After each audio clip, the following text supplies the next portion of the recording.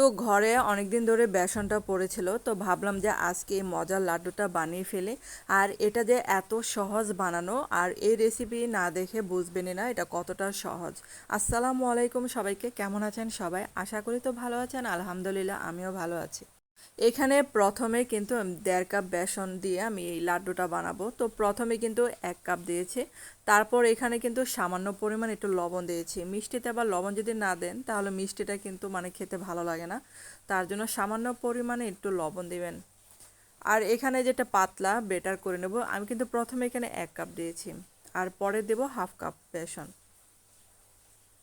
আর আমার চ্যানেলে যারা ভিডিও দেখেন কিন্তু এখন আমার চ্যানেলটাকে সাবস্ক্রাইব করেনি, তাদের কাছে তো অনুরোধ রইল আমার চ্যানেলটাকে একটু সাবস্ক্রাইব করে দেবেন এবং আমার ভিডিওর সাথে যেটা বেল বাটন আছে সেটা ক্লিক করে রেখে দেবেন। তাহলে আমার প্রতিদিনের রান্নার ভিডিও নোটিফিকেশন চলে যাবে আপনাদের কাছে। আর বেটারটা হবে এরকম, যেরকম আমরা বেগুনি ভাজি সেরকম একটা বেটার তৈরি করে নিতে হবে, বা এর থেকেও পাতলা করে নিতে পারেন, কোনো সমস্যা নেই।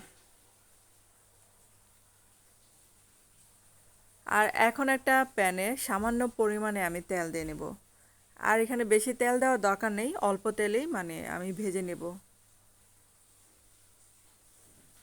তারপর দেখেন কত সহজভাবে এগুলা মানে দিয়ে দিচ্ছে। আর এগুলা থেকে আমার মজার লাড্ডু তৈরি হবে। আর এই রেসিপি দেখে সবাই বানাতে পারবেন, অনেক সহজ এই রেসিপিটা। তো দেখেন আমি যে সাইডে সাইডে দিয়ে দিচ্ছি, এগুলো একটু মানে ভেজে নেব আমি। আর বেসনটা যদি এরকম করে ভেজে নেন তাহলে বেসনের যেটা কাঁচা গন্ধ থাকে সেটা তেমন থাকবে না, বোঝা যাবে না আর কি।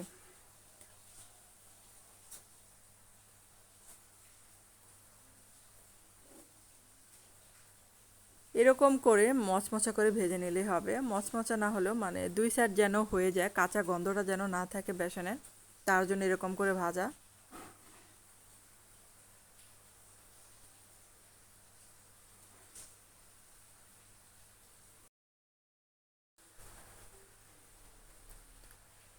তারপর এই সাইড ওই সাইড দুই সাইডই করে ভেজে নিচ্ছে। এখন এই যে সবগুলো নামিয়ে ফেলবো।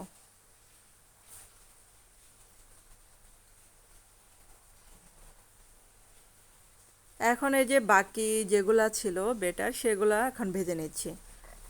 সবগুলো ভাজার পর একটু ঠান্ডা করে নেব।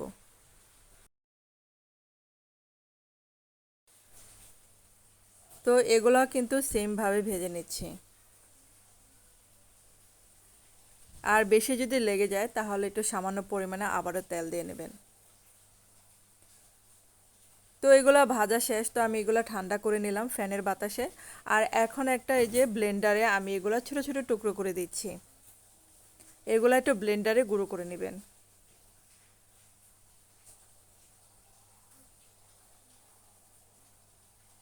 তো সবগুলো কিন্তু একটা ব্লেন্ডারে আমি দিয়ে নিলাম। আর এখন একটা পাত্রে আমি 1.5 কাপ চিনি দিয়ে দিলাম। এখন 1.5 কাপ চিনির সাথে 1 কাপ পানি দিয়ে একটা শিরা তৈরি করে নেব।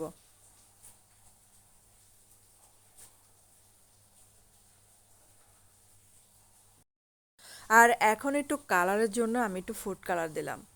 আর এটা হচ্ছে অপশনাল, এটা না দিলেও চলবে। আর শিরাটাকে মানে জাল করে আমি একটু ঘন করে নিয়েছি। যখন এরকম একটু আঠালো আঠালো ভাব হয়ে আসবে তখনই কিন্তু আমি বেসনের যে ব্লেন্ড করে রেখেছিলাম সেটা দিয়ে দিব। আর বেসনের এগুলো কিন্তু এত মিহি না হলেও চলবে, একটু দানা দানা হলেই বেশি ভালো হয়।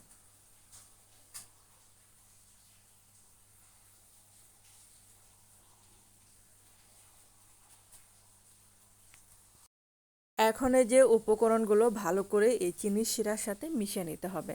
তারপর ঘরে থাকা কিছু কিশমিশ ছিল সেটা দিয়ে দিলাম।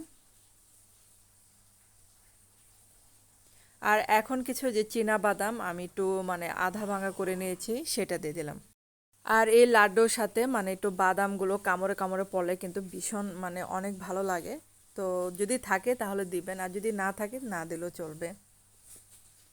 এখন এই যে 1 চা চামচের মতো ঘি দিয়ে দিলাম।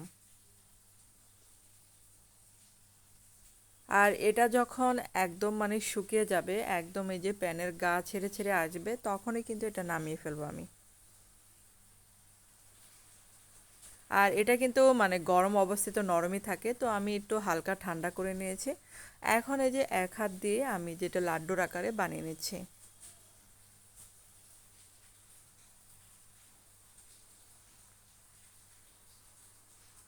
তো দেখতেই পাচ্ছেন যে কতটা মানে সহজভাবে এটা বানালাম।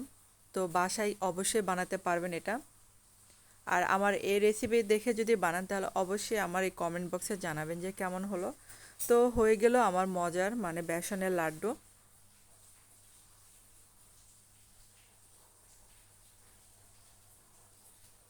তো ঘরে যদি বেসন না থাকে তাহলে যদি মানে কম টাকায় কিনে এই লাড্ডুটা বানিয়ে নিতে পারেন, তো অনেক টাকা বেঁচে যাবে, কারণ এই লাড্ডুগুলো বাজারে বিক্রি করে অনেক টাকা দিয়ে। তো ঘরেই আপনি কম খরচে বানিয়ে নিতে পারেন অনেক সহজে। তো ধন্যবাদ সবাইকে এতক্ষণ আমার ভিডিওটা দেখার জন্য।